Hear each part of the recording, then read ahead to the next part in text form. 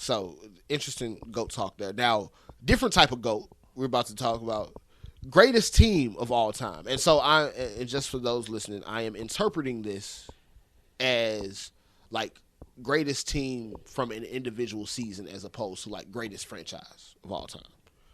For a season, right? Right. Okay. I think there are only 3 teams that get into this argument. 95, 96 Bulls, 72 wins. 01 Lakers that almost swept through the playoffs. And then the 2017 Warriors that also almost swept through the playoffs. I think those are your 3 that you choose from. The only honorable mention that I kind of feel bad for leaving off is like the 86 Celtics, but if you're saying one of these is not like the other, they're the team that gets the out. Okay. So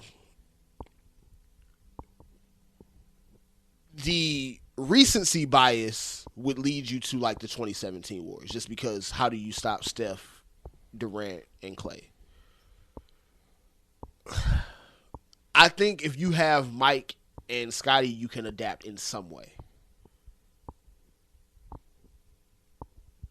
Ron Harper wasn't a slouch either.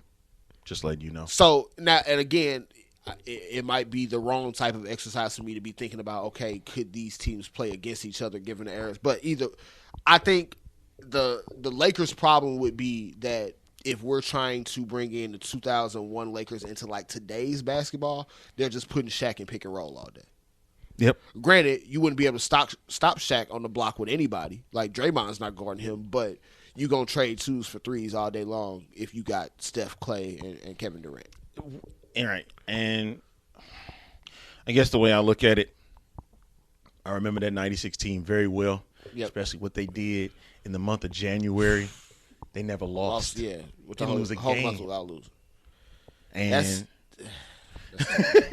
and the losses that they did get was a couple of them was bull. Was it the Pacers lost towards the end of the season that I'm remembering? Is like Yep. that was some sketchy. bull because of Hugh Hollins. When I say Hugh Hollins has some questionable stuff in his refereeing career, that was one of them. Because I want to say it was a loss to the Pacers and a loss to the Hornets that came like super late in the season to where it was almost a 74-8 season as opposed to. Well, people don't forget 72-10. the Bulls had a 2-game losing streak during that season. Mm-hmm. They lost back-to-back games at that. And then the rest of the way, 72. Like, the losses that they had, I remember how they decimated the Knicks. Oh, my God. Like, I felt so bad. But again, I didn't get to experience that Bulls team in the way that, again, recency bias that I've experienced that Warriors team. Yeah.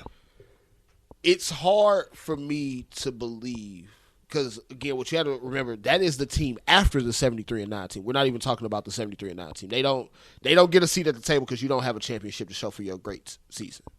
Right. You don't get a seat at the table. That Warriors team with Kevin Durant, though, like, it's hard for me to believe that any team from a previous era would be able to match up with them for 4 quarters. Like, it just gets too hard. It's at a point. hard, man. It gets too hard at a point. Like, you got Kevin Durant, who's a walking 30-point night. That'd have been if we put the 96 team against the 2017, Durant is torching Scottie Pippen. I know. I love Scottie Pippen. I love his defense. I'm telling you. And I'm a Bulls fan for life. Durant is torching Scottie. Durant ain't no way you stopping him. Scottie ain't never seen nobody with Durant size that can move and handle the ball that Durant can. You ain't stopping him. We saw how freely Kevin Durant was pulling up in the face of LeBron James in the finals. Scottie Pippen, all right, that's light work. But see, the difference is LeBron James really ain't an on-ball defender. He liked the passing lanes. He liked the chase downs. So that's why it was so easy for him. I'm just saying in the thought process of I don't care who's in front of me. Exactly. All right, you looking at LeBron that way. You're going to look at Scottie the way 6'11" against 6'7". It's not happening. Durant torching them. Mike and Scottie are probably shooting more threes in today's NBA. But they would. Again, you're talking about Steph and Clay too. Like Steph pulling up from 30, 35, no problem. Like if Ron Harper ain't guarding him, he pulling up. So, and like you know how you are, let's say from in this studio, from where you standing, you Steph. I'm Ryan. If I don't get up to that part of the if I don't get to that carpet, you pull it up. Heads and beds. Over with. You're done. So the answer might have to be the 2017 Warriors. It's going to depend on the type of era. It doesn't feel right, but I think that's the right answer.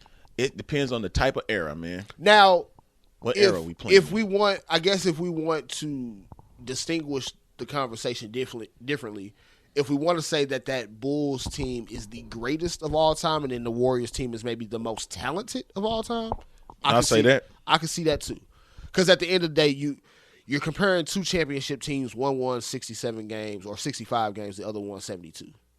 That's also like you kind of got to get the Bulls that credit there. So that was a toss up. Again, recency bias. I would say the 2017 Warriors, but I think the right answer is the 72 win Bulls. So